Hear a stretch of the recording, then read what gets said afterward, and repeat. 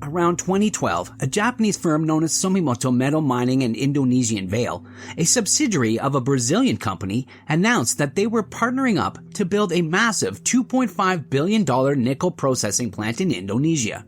This project was slated to be a 40,000-ton annual nickel facility, a plant located in Palmala.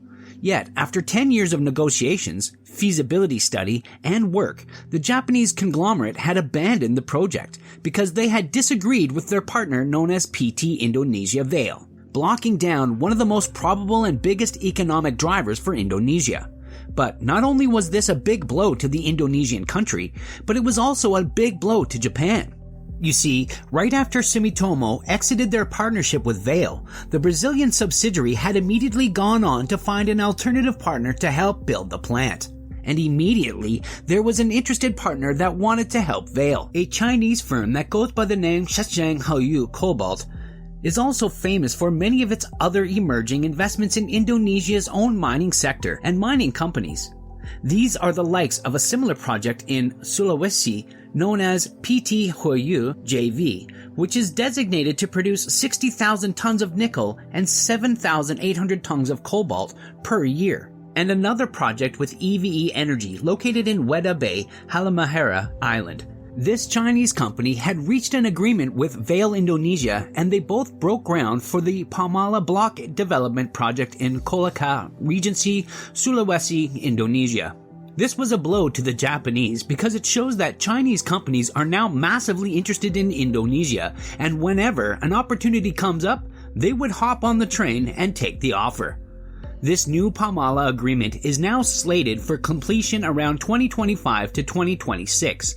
A project cost that is almost double the initial plan devised by Sumitomo and Vale, around $4.29 billion. Its construction is even already providing massive economic benefits as it employs around 12,000 people.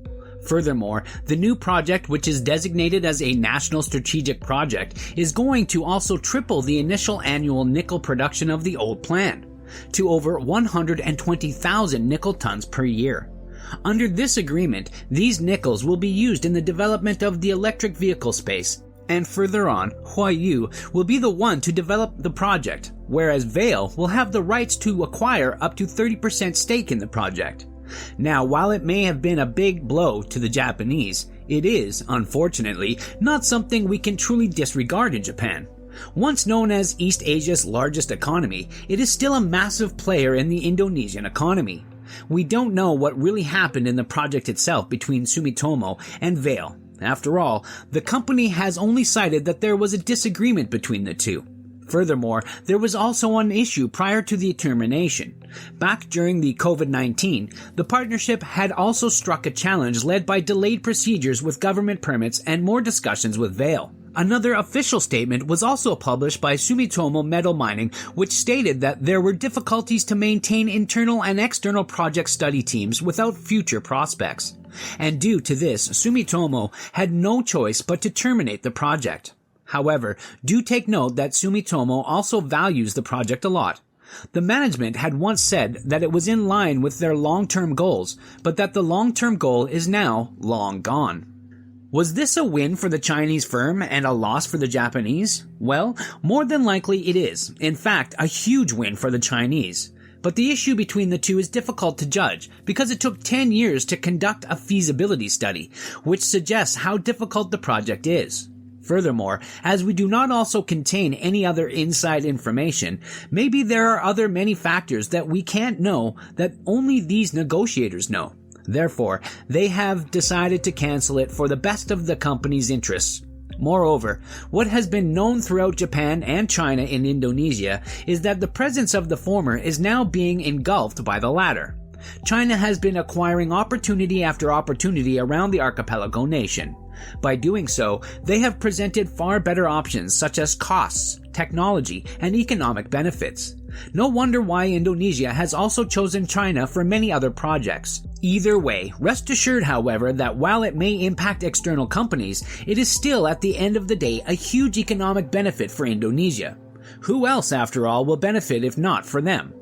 They will increase their exports, they will increase employment, and be a proving ground for the ultimate future of Indonesia's dream to become a regional electric vehicle manufacturing hub.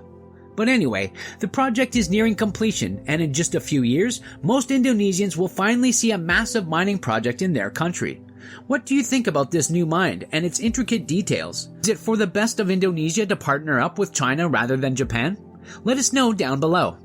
Thanks for watching.